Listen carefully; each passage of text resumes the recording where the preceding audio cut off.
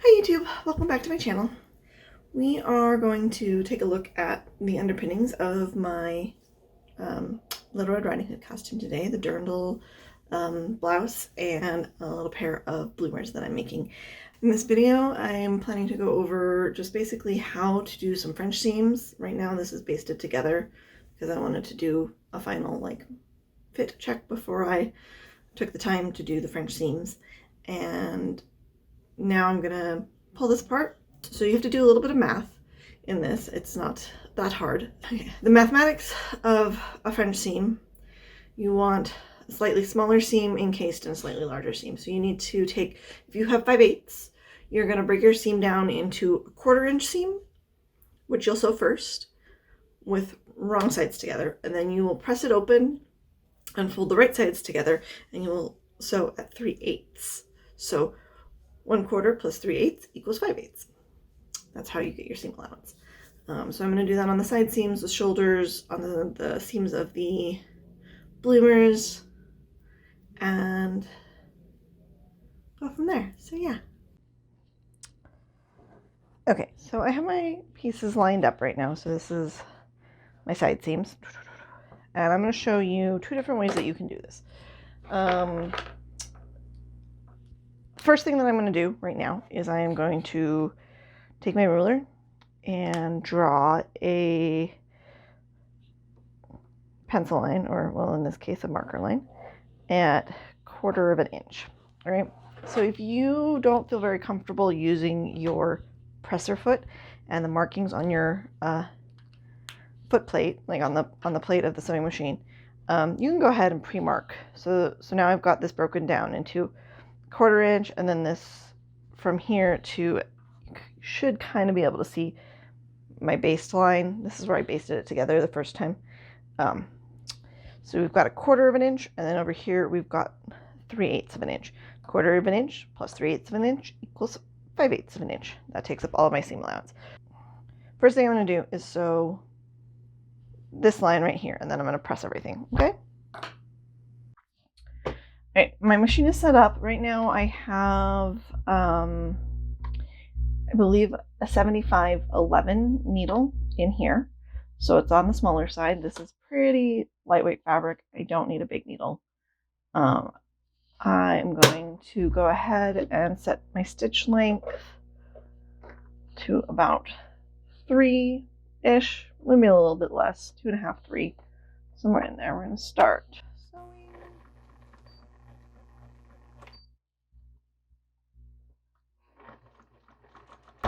And if I've drawn a line, since I've drawn a line in this particular case, I can just follow my line.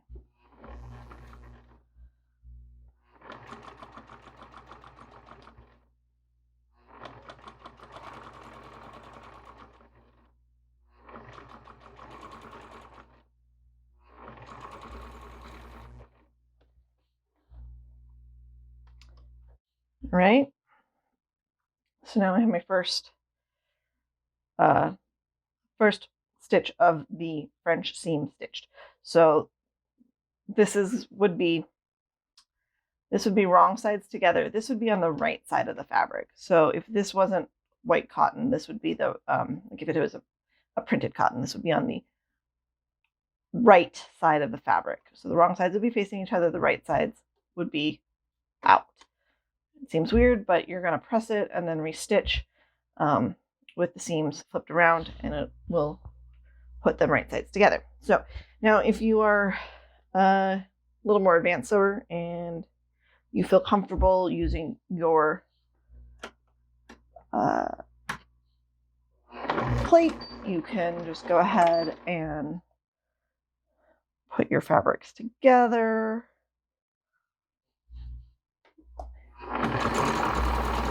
And stitch most sewing machine feet center, they're about 1/2 inch width. So your width of your presser foot from the needle to here is about 1/4 inch usually. So I have a tendency to not, draw lines or have to make exact marks. I just use my sewing foot as my guide.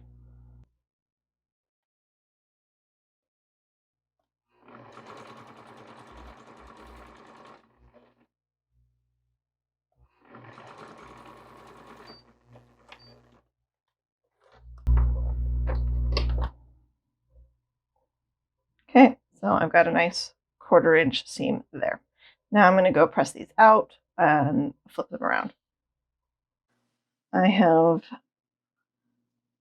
pressed the seam. I like to, when I do this, I like to press to one side, to the one direction, and then turn it and press it one more time this way so that it's nice and flat. And so now I'm going to stitch at 3/8, which should be just beyond the edge of that seam allowance, so I won't get any threads or anything going through. And again, here you can take a ruler and mark it if you want, or you can just use your presser foot. And with the presser foot, so if this is 1/4 inch, then, and you know that this is your 5/8 mark, this is 1/2 inch, this is your 3/8 mark, so you'll end up gliding the edge of the seam right along there, and then you can sew a nice straight seam. So again, for just the sake of argument, I drew a line. You can actually see this fabric is so light that you can see through. You can see where the seam allowance is within this second seam allowance. So this, just in case, is the seam, makes it so that it's not going to fray, gives it some extra stability. So that's where we're going to stitch. I didn't mention before, but when I prepped this fabric for cutting it out, after I washed it, I actually starched it and ironed it just to give it a little more stability.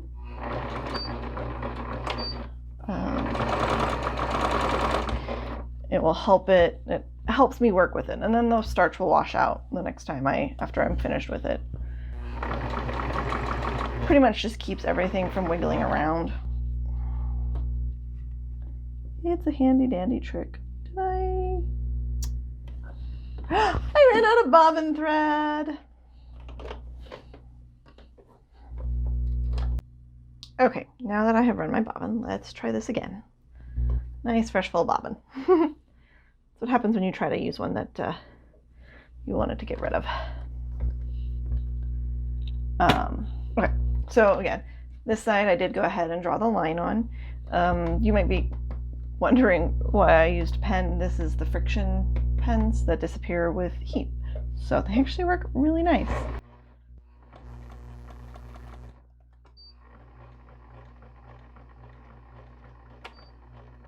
Again, here, let's just bring you in close. So like I said, you can see that is running right on that line that I was talking about. So that's why learning to trust your plate markings is a great sewing tool.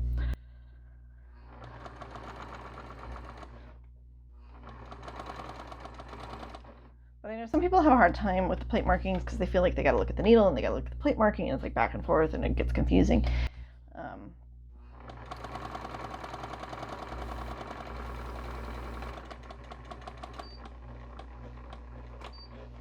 Eventually you learn to kind of just pay attention to one and not the other. So there's that seam, and if you look to the inside, you don't see, well, I got a thread sticking through, but that's not good. That's actually a sewing thread, not whatchamacallit, and that can just get clipped off.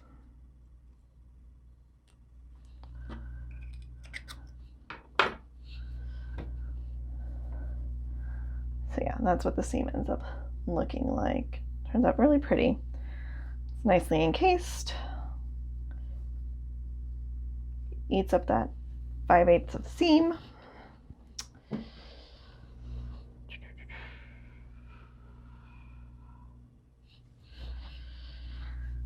And now, just for the sake of it, on this side, we will do it without the said markings. I am just going to use my foot plate.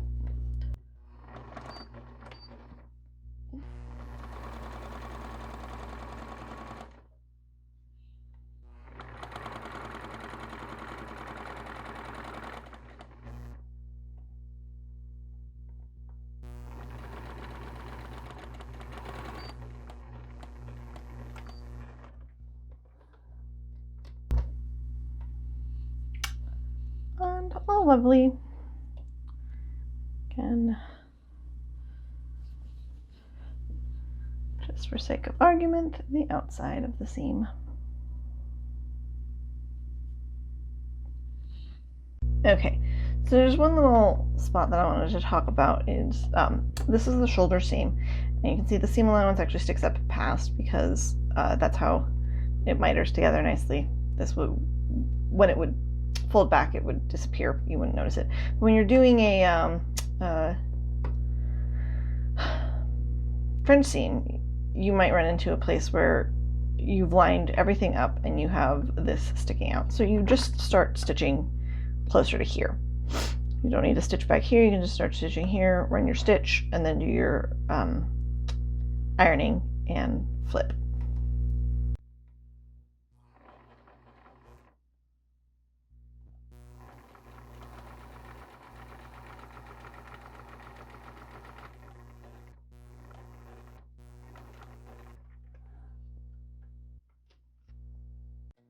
Now, after I pressed and folded this the other way, this is going to line up right where it needs to. You're going to get that nice. You're going to get that nice edge where it meets up exactly where it's supposed to when you're stitching.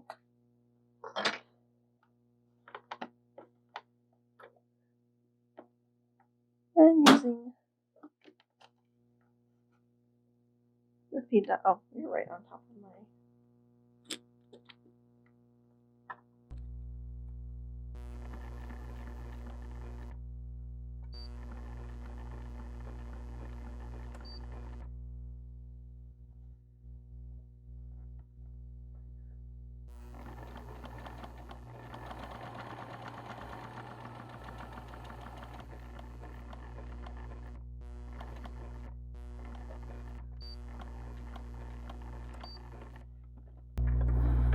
And don't forget to clip all your threads.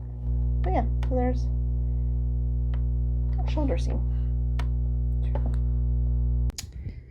Okay, so here are my finished shorts and top. Since my mannequin doesn't really have an ability to put shorts onto it, I figured I would just film them this way. So, let's start with the lovely top. A couple of things that I ended up changing. One, I decided I wanted some ruching here in the center, so I thought it would be a cute way to incorporate a little pink bow. I ended up adding a channel to the inside of the Berta pattern to make this adjustable how I wanted it to be. A couple things that I really liked about this pattern, it fit pretty well. The sleeves were great. It has a really nice bottom. I totally ignored most of the finishing instructions, honestly. Like I said, as you already saw in the video, I did the inside French seams. I chose not to French seam the puff sleeves in. I looked up how to, and if it was possible, but I decided that that was a little bit more work than I wanted to do, so this has just been sewn in, and then the edges serged together for some extra stability. It ended up fitting really, really well. What else about the pattern? So I ended up sewing on this lovely little bit of trim all over. I really did not like, so this, they had you do a bias binding to the inside, and it kind of worked, but I also had a lot of problems with it. So getting it even and looking exactly as perfect as I wanted. So let's see, I'm trying to think. I don't think I made any other major changes to the top other than this. I primarily did it just like the pattern said, and then they had a weird thing where you didn't sew the bottom and the side seams together, and the elastic was like there was an opening here on both sides, but I just did it like I normally would do a casing for elastic. So yeah. And then the shorts. Oh, these turned out so cute. So this pattern is actually really similar. This was a recent steampunk pattern that they came out with. It's actually incredibly similar to an older archivestry pattern that Simplicity put out in terms of how it goes together and everything. So if you have that old archivestry bloomer and tunic pattern, it's almost exactly the same. I think this has a little less fullness, I noticed.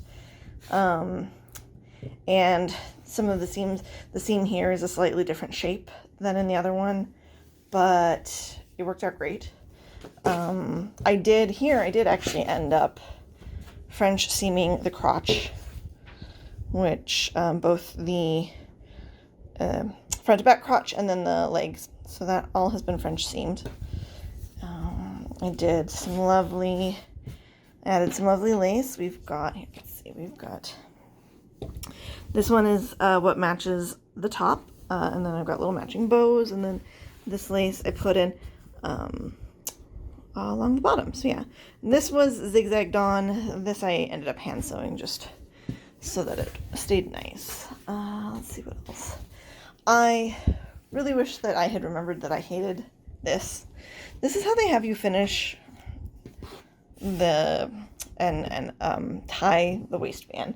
And I did this on one other pair of the archivestry bloomers that I made like several years ago. I'm not super fond of this method. I actually would rather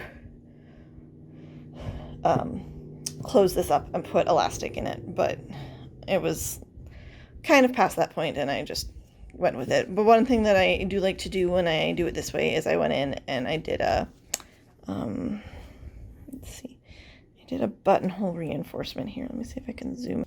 You can kind of see it there. So yeah, there's just a little buttonhole stitch around the edge to reinforce. This is folded over. It's part of the seam, but because I had done this in a French seam, it was a little more complicated to get this, and I felt like because I had to clip it and whatnot to be able to lay it flat here, so I felt like it needed just a little bit extra reinforcement with a buttonhole stitch around the edge. And then this just draws together and you tie a bow in the back, you know. As I said, it was not exactly my preferred method, but they look so darn cute on. Yeah. So these I have washed and pressed again. I washed them to get the starch out that I had put in the fabric to help it just be a little bit less widgy. And yeah, they are good to go for the undergarments.